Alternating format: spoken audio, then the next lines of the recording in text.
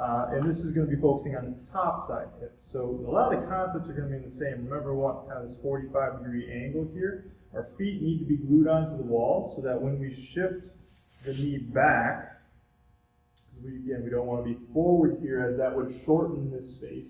We want to be able to shift back, feel tension in the back side of the hip. And then as we adduct or bring the knee down into something, that gives us an isometric contraction as well as a stretch in the backside of the glute. So you will feel your inner thigh, but you need to feel a stretch in the backside of the butt cheek to make this exercise work well.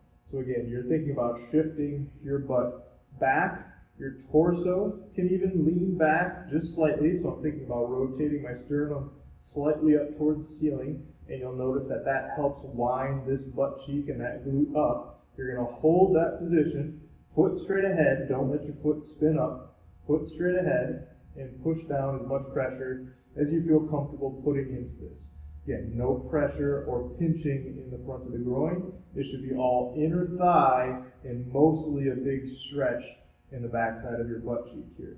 The area here. So we want to be able to shift the pelvis backwards to be able to gap this, and then you're going to push your knee down towards your other thigh that's low on the ground without getting a pinch in the front of the hip. We want to be feeling a gapping sensation in the backside deep down into the hip capsule.